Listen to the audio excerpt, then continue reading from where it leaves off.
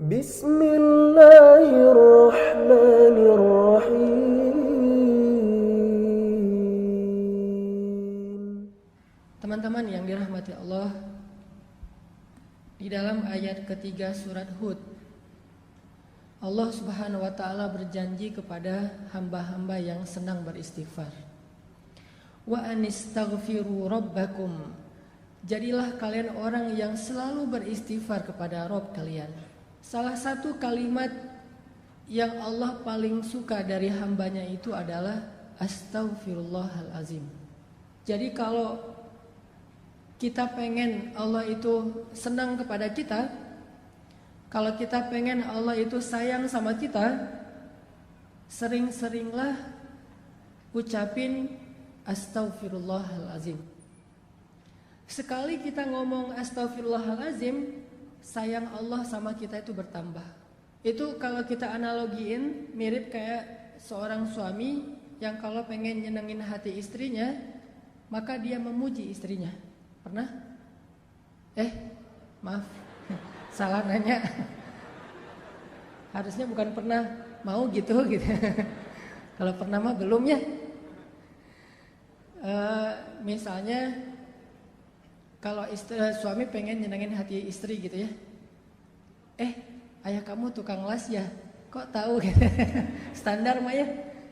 Sekarang mah udah gak zaman yang gitu. Modelnya lebih variatif. Harus improve. Misalnya lagi kayak jalan gitu. Lagi jalan sama pasangan, terus kesasar.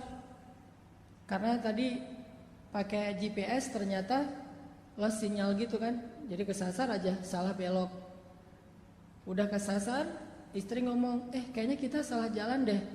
Perasaan jalannya gak lewat sini loh. Terus suaminya bilang, iya ya, kenapa ya kalau jalan sama kamu aku suka kesasar aja. Terus pasti dia bilangnya, kok salah aku sih? Emangnya gara-gara aku kesasar? Bukan, soalnya kalau jalan sama kamu aku pengennya ke hati kamu. Kan gimana pun juga, walaupun itu mungkin gombal lah ya, gak mungkin juga jalan ke hati. Maksudnya hanya kiasan. Seneng kan dipuji, kayak Nabi memuji Aisyah dengan pujian apa? Ya Aish gitu, ya Humairah. Terus Nabi suka godain Aisyah gitu kan, nyenengin hati tuh. Kita juga sama teman kita kalau misalnya dia menghargai kita, mengapresiat kebaikan kita, pasti dia muji kita dan bikin kita makin semangat kan. Nah, analoginya kurang lebih kayak gitu. Kalau teman-teman pengen sayang Allah itu bertambah, kalau teman-teman pengen Allah itu makin perhatian sama kita, sering-seringlah ngucapin astaghfirullahalazim. Allah tuh sayang banget sama hamba yang beristighfar. Kalau seorang hamba beristighfar, Allah itu gak ngelihat dosa yang masa lalunya, Allah ngelihat istighfarnya coba. Dan istighfar kita itu, kalau benar-benar tulus dari hati, satu kali doang kita ngucapin istighfar, itu cukup untuk menghapus semua dosa kita yang memenuhi langit dan bumi loh. Jadi kalau orang sering-sering beristighfar itu bukan karena istighfarnya kurang untuk bisa menggugurkan dosa, enggak kurang. Istighfar sekali, dosanya memenuhi langit dan bumi, itu dosa habis, nol, zong langsung tuh. Terus ngapain kita harus sering-sering istighfar? Seseorang itu memperbanyak istighfar bukan karena satu istighfar itu kurang, tapi karena dosa kita tuh terulang terus, berulang kali. Maka istighfar lagi, dosa lagi, istighfar lagi, dosa lagi kan? Bukan berarti kalau kita istighfar kurang dari 100, berarti dosa kita belum dihapus. Enggak, sekali doang. Kalau itu berasal dari hati, Allah hapus semua dosa-dosa kita. Allah itu enggak ribet, enggak kayak manusia. Coba kalau kita ke teman kita ada kesalahan, minta maaf berapa kali biar dia maafin? Berkali-kali kan? Kita telepon, di reject. Kita japri, enggak di-read sama dia. Kita DM, enggak dibaca-baca juga, enggak dibalas. Kita request biar bisa masuk ke akun dia, nggak diterima karena di lock akunnya. Itu manusia. Apalagi kalau dia udah sebel banget sama kita, langsung di blok tuh. Sampai kita harus pakai nomor baru, pakai ganti akun baru bisa japrian lagi sama dia. Itu manusia. Allah itu nggak pernah ngeblok hambanya kalau selama hamba itu minta maaf kepada Allah. Nggak pernah kita astagfirullahalazim, nggak dirit sama Allah. Nggak ada itu. Kalau kita minta maaf sama teman kita bisa aja nggak dirit kan? Maafin gua ya, gua salah gitu. Udah kesen, terus ada contrengan 2, tapi nggak dirit sama dia. Kalau ke Allah pasti dirit, detik itu juga dirit sama Allah. Langsung jadi warna hijau tuh atau biru. Astagfirullahalazim, send, treng langsung biru. Wah, Allah ngerit Karena Allah itu online-nya 24 jam sehari, nggak pernah offline, nggak pernah lost sinyal, nggak pernah habis baterai. Maaf ya nggak dirit, habis baterai lagi dicas, nggak ada itu. Apa ayat Allah itu online terus? Kulla yaumin huwa fi sya'n, fabi ayyi ala'i rabbikuma tukadziban. Setiap hari Allah online. Kulla yaumin huwa fi sya'n. Kalau kita nggak setiap hari online, atau kita online pun tapi sibuk dengan chat di grup yang lain. Grup ini cuma jadi CCTV doang kan? Kayak misalnya kita punya 3 grup SD, SMP, SMA gitu. Kalau udah nambah lagi nanti grup jomblo yang visabilillah gitu. Nambah lagi gitu ya. Grup ayah muda misalnya. Terus ada lagi grup galau.